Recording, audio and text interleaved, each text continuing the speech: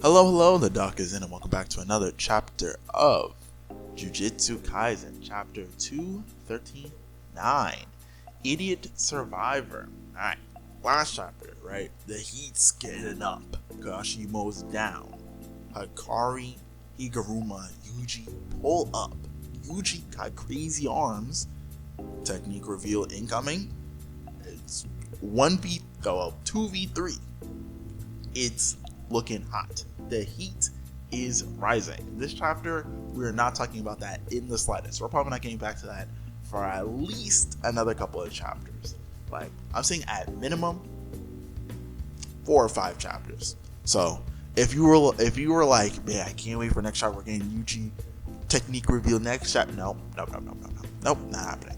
So just go ahead and dash your hopes to sunder and enjoy the chapter for what it is. Alright? Now let's get into it.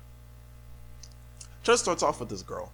She's dressed in Lolita wear, not the other thing, but like the clothing style, right?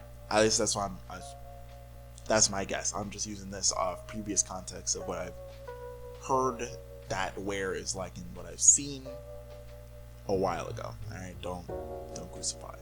Anyway, so right, this girl who looks like Uro with the same kind of eye color, I guess, black eyes, whatever. Basically, she's running away and she's talking about like, dang, Kenny is on the move. He's killing the Culling Games players, and she's trying to hypothesize like, oh, why is he killing them? You know, like, is the Culling Game not working fast enough? He's just trying to get it done and over with, and she's trying to figure it out. But Kenjaku sends like a jellyfish or water curse looking thing around her head, but it's suffocating her. He kind of just pulls up and he's just like, oh, you know, you Culling Game players are kind of just like water and spices in a dish. I don't really care about you personally, not the amount of you. Like, you guys serve the purpose you serve, but overall, I don't actually care about you specifically. I care about the overall dish, and you serve the dish. So I will add more or take away when I feel like it. In this case, the Culling Game requires that he takes away, so he's knocking out the spices in the water. Anyway, so the jellyfish curse basically wraps around her head and it solidifies, and then Kenjaku taps it and she dies.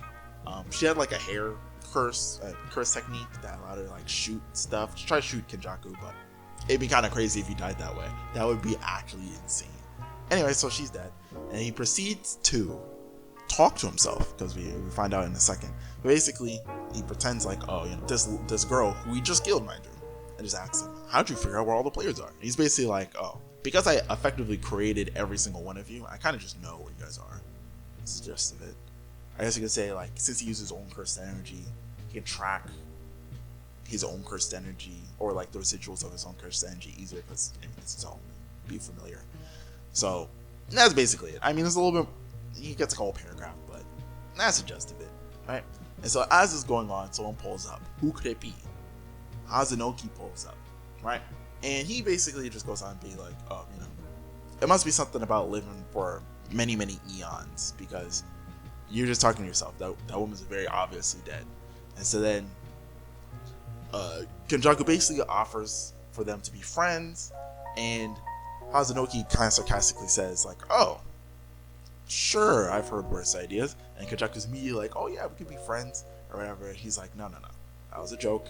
I'm not being serious. I'm done being friends with long-haired people. He's like, dang, sucks. And he pulls out his iPhone. All right, let's be honest. Actually, you know what? Knowing Kenjaku, he's optimal. He'd have an Android. Pulls the Android. He's got it in 4K. Well, in the manga, it looks like 360p, but let's say 4K. Sakuna cut Gojo in half. He's just like, you'll love to see it. Some Twitch streamer shit. And Hazanoki, well, I mean, Hazanoki's a modern sorcerer, so he also has a phone. He pulls it out. He's like, damn, I was kind of hoping that Gojo would win, so then he would help me kill you. And so the gist of it is, from there, Kenjaku basically explains like, oh no one's coming to help you, like, at all. I have people monitoring the room that they're that whole area where everybody's fighting is in, as well as the fact that I'm able to track how much cursed energy is being produced by the whole group of them, like how much curse energy is focused in that area. So if any of them leave, I would notice the dip in curse energy, as well as potential for the cursed spirits to see them physically heading somewhere else. So I would basically know at any time if they're coming, and so it would never be a surprise if they showed up. Like, there's no cavalry coming to help you out, buddy. And so Hazanoki's basically like, all right, well, damn. And so Kenjaku goes on attack. He's basically like, yeah, you're getting out of here, buddy. Sends out a whole horde of curses. Hazanoki throws out a tooth because his ability is to blow, I guess, pieces of his body. Throws out a tooth, blows up the first big horde, keeps moving. Another big curse shows up behind him, takes an eyeball, tosses it at them, blows that one up. But then a bunch of tiny curses come in, stab him in the throat, because Hazanoki has, I guess, an innate reverse curse technique in combination with his technique, because otherwise it just would be useless. Like, imagine ripping off pieces of your body, throwing them at things to blow up, and then they didn't come back. It would be a waste of time. So, right, using the cursed spirits, he, I guess, cuts the rest of his, well, just as it is, it makes it so that then he can't really use reverse curse technique anymore. He's done. He's done. He's not dead, but he's done. Right? And so then Hazanoki's like, what is all this for anyway? He never really explained. And Kenjaku basically explains. Well, he says, oh, you know what? I guess I didn't explain it to you, huh? Basically just says all you people look affected the same. Kind of racial, maybe. But he's like, all you people look the same. I don't know who I do and don't explain this to. So my bad if I didn't explain it to you. He basically says, yeah, I'm going to combine everybody to make a higher life form. That's kind of cool. And he's like, what the fuck is that for? And he's basically like, you know, don't you want to just see things in your imagination become real? You know, create new things and see them? Like, isn't that what life's all about? And Hazanoki makes a really funny point. And he's just like, why don't you just take a shit and look at it? Wouldn't that be the same thing? And funnily enough, yeah, kinda. I mean, the logic is, oh, I just want to create something new that I've never seen before, and then see it. And if he's saying that's what life's all about, just create random shit, or literally shit, and look at it. I mean, he dies right after this, but he makes a funny point. Speaking of funny, the chapter turns up a little bit. Takaba is inbound, and they kind of like look at each other because Takaba basically makes a joke like, oh, I finally arrived to another place, Hakodate, I think that's the name. I don't know Japanese, it's gonna sound bad anyway, but Kenjaku's like, oh yeah, we're not over there, and proceeds to attack him, right? Sends out his classic centipede curse black tendril things at him, right? Hits him. He's like, hey, no modern sorcerer is interesting to me if you're not Higuruma. Makes sense. Higuruma is the only modern sorcerer who's really interesting to me as well. But, obviously, Takaba gets hit, and he doesn't die. He doesn't take any damage. And Kenjaku's kind of shocked, because he's like, hold on. You're supposed to just be a regular schmegler guy. He doesn't know what his technique is, for obvious reasons, right? And he's like, I hit him directly, and he lived. Like, and he basically explains that, like, it wasn't that my attack didn't work, but that it was forced into not working.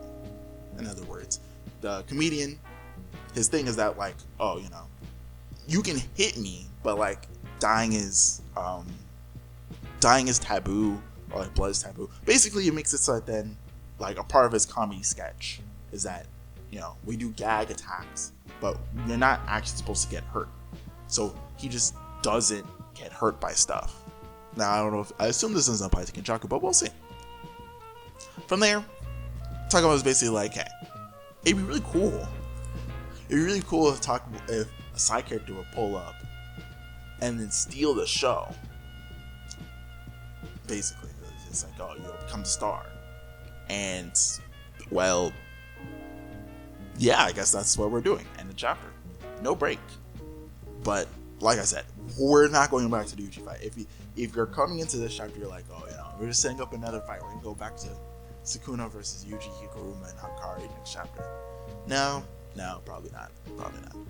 This chapter, okay, it's okay. It's a setup chapter. It's not supposed to be particularly exciting. And yeah, I mean, we kind of already. Alright, as far as Kenjaku, what he's doing and killing the Calling Games players, the ones that are running around and stuff, we just knew that was gonna happen. Let's just keep it honest. We just knew that was what's happening in the background, even though we hadn't seen him. That's exactly what he was doing. So it's cool to see him like running around, basically just doing little capture missions. He's like, eliminate target, bang. Alright, who's next? Closest one, bang. Alright, who's next? And so on and so forth. So that's interesting. Get a little bit more of Kenjaku's personality. Seems like a mad scientist. Like, the more we see of, when he first showed up in Shibuya, it was like, okay, this guy's kind of sinister. This guy's cool. But the more we see of him, it's like, oh no, you're just crazy. You're like actually just insane. I mean, you're pretty smart, but you're just a crackpot. And this chapter really shows it off. It's like, oh, he's talking to himself. He's excited to make friends for some reason. He seems really like his goal, as he puts it, is just to create new shit and look at it like things he imagined and just be like, yeah, I'm gonna make that real. It's like, kind of unhinged shit is that. Like, it's not even profound, it's just weird. And yeah, it seems like the case. Hasanuki's dead, officially. I mean, you know, out of all the players that we met over the course of the Calling Games that we don't really see anything about anymore, he was one of them, and now he's dead. Now, as for the Kenjaku versus Takaba fight, I think it's interesting. Mad scientist versus comedian. I think there will be some interesting moments from this.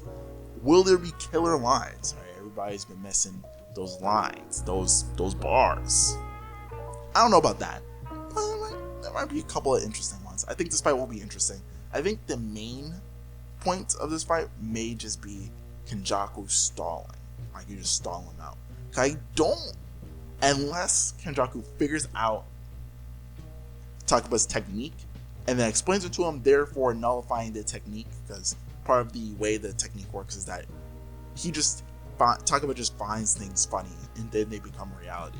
But if you tell him, it may not work as a joke, because now that he knows, he can't find it funny. So like he's gonna try to implement things that he doesn't actually find funny, but he just finds effective. Possibly. But other than that, I think